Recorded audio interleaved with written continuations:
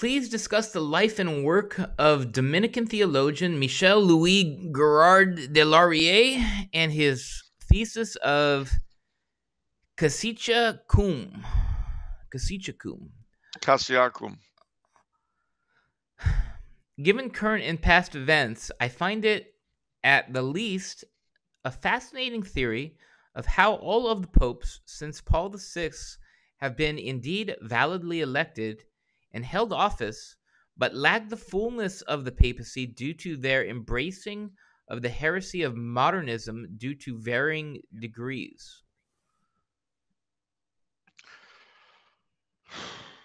All right. Well, Des Lauriers was, as you said, a Dominican theologian. He came to believe just what you said. So it's a theory that is called not sede vacantism, but sede privatism, which means that there is a privation in the papacy. Des Lauriers himself came to believe this, and also came to believe he was better off, and the people of God were better off with him as a bishop.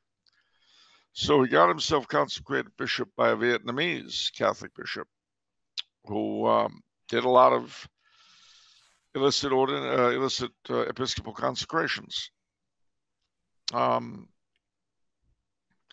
a number of the so-called sedeprivationist groups today who have bishops claim descent from him and or other bishops consecrated by Thuc, who was the brother, incidentally, of the murdered president of South Vietnam. Anyway, or brother-in-law, brother or brother-in-law, I forget which. Anyway, this is very important to some people. The problem with it is that there's no one who can make those sorts of judgments about a pope, no matter how horrendous the pope may be. I mean, my favorite example of this is the famous Cadaver Synod, where Pope Stephen VI had his predecessor, Pope Formosus, dug up and set in a chair and had a trial, found him guilty, etc. Now, everybody knows, or most people know the story because it's so grotesque. What they don't know is the problem with the judgment itself. The problem is this. Stephen VI declared that Formosus had not been valid pope because he had been bishop of another city. Now, of course, the popes have all been bishops of other cities for centuries, but that was not the case way back then. So this was his judgment, and if I were to take it, then I'd have to say that the papal see has been empty for several centuries, if not a whole millennium. But beyond that, he then declared that because of this, Formosus's sacramental acts, including the ordination of priests and consecration of bishops, were invalid. But you see, that in itself is an heretical judgment. The sacraments work ex opere operato, but it didn't matter because Stephen VI was pope and he could do whatever he liked. So all the bishops and priests that Formosus had ordained or consecrated were deposed. Well, Stephen VI died, and his successor said, nope, just kidding. It was all nonsense. Forget it. And these people were restored to their prior posts. A few more popes are elected and die. And then comes a gentleman called Sergius III, who's a disciple of Stephen VI. And he says, nope, just kidding. Stephen VI was quite right, all true.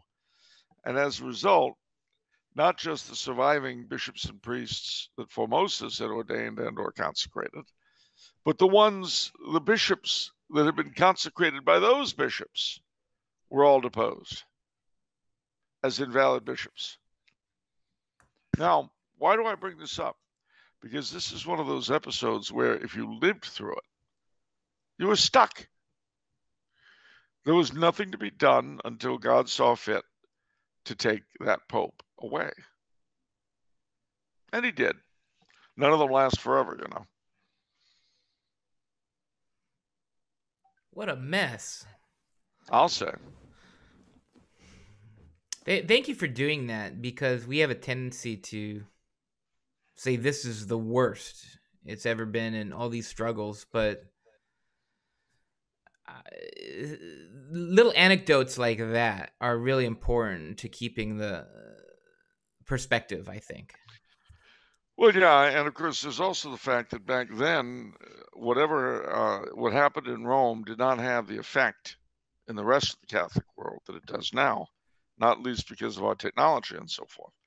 So you had all sorts of strange things happen that people just weren't aware of, you know, because one of the funnier things on Catholic Twitter is that somebody will say, "Boy, I'm gonna be like a medieval Catholic who didn't even know the name of the Pope and just prayed for him."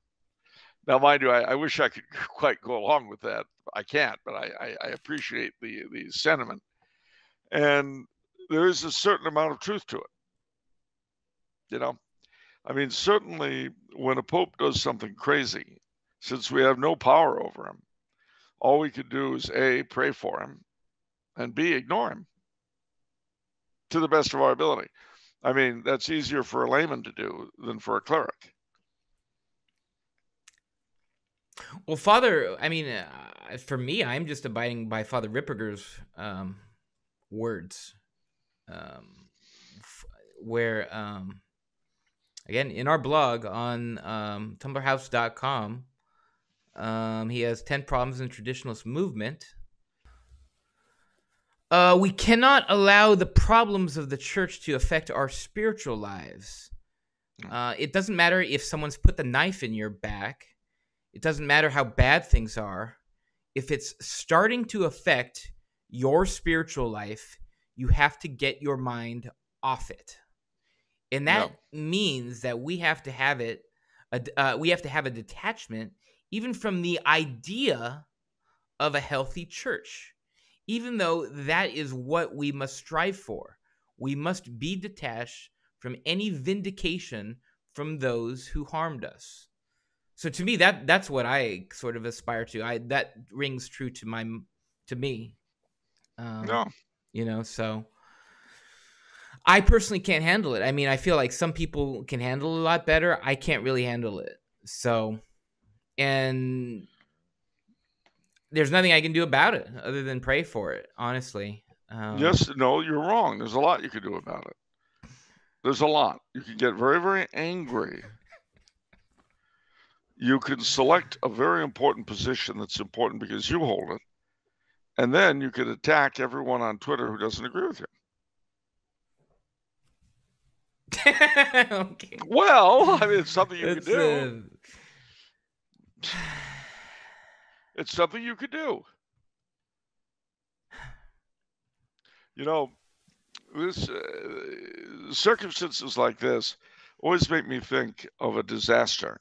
You know, like a plane crash or a bus, say an old RTD bus, filled with annoying kids who keep whining about the lack of air conditioning. And there's a big accident. Well, everyone's got a different view of what caused it. It was the driver. It was the kids. It was the road construction. It was the drunk driver driving alongside. It was this. It was that. And, you know,